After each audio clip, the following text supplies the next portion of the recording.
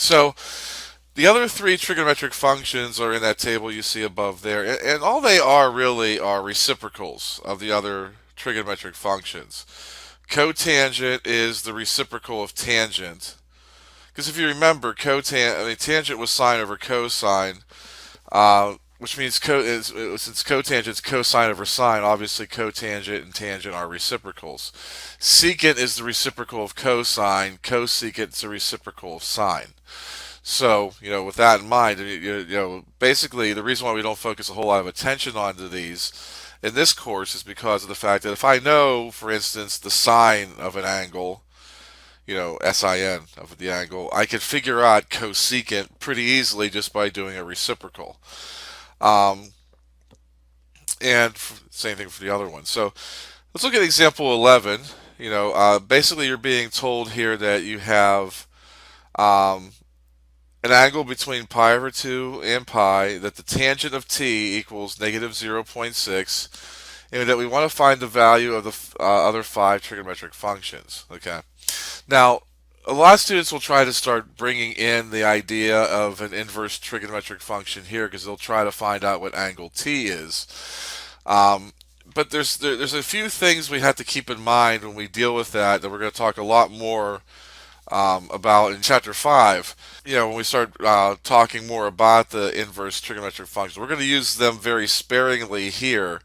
And in this particular question, I really don't need it because essentially if I know one of the trigonometric functions values for an angle and I know which quadrant the angle is in, that's all I need to figure out the other trigonometric functions. I don't have to actually figure out what angle t is. And here's how I would go about doing that. Now, most of the time when we're working with trigonometric functions, especially when I'm dealing with reciprocals and things like that, it's a good idea to have things produced as fractions. And negative 0.6 is the same thing as negative 3/5.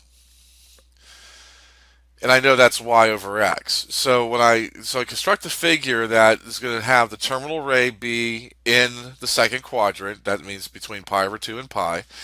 It's going to have a y over x ratio of negative 3 over 5. Now the thing is, in quadrant 2, y is positive, x is negative. So uh, that means that the y value is going to be a positive 3, the x value is going to be a negative 5.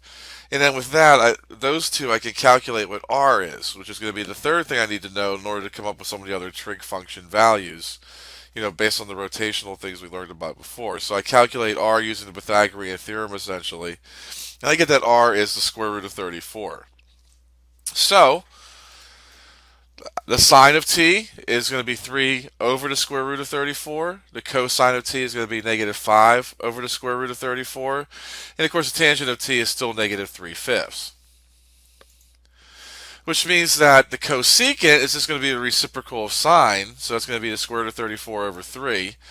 The cosine, the secant of t is just going to be the reciprocal of cosine, so it's going to be a negative square root of 34 over 5. And of course, the cotangent of t is going to be negative 5 over 3, or negative 5/3.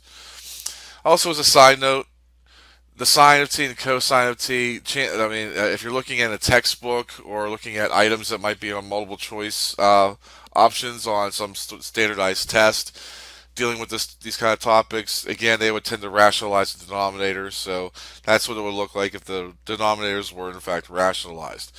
But again, notice here I did not have to find angle t to get these values. As a matter of fact, when we go over methods of finding what angle t actually is, in the end we'd have to round that off, and if we're rounding that off, there's a good shot that we wouldn't get these values exactly as it is. And we would notice it more so when we get to the cotangent and tangent, not having those, because those are actual fractions that, those are actual rational values, whereas the sine, cosine, cosecant, and secant are all irrational because they have at least a portion of the value that is irrational. Um, so again, don't look for the angle measurement if all you're looking for necessarily are other trigonometric values based off of one trigonometric value. So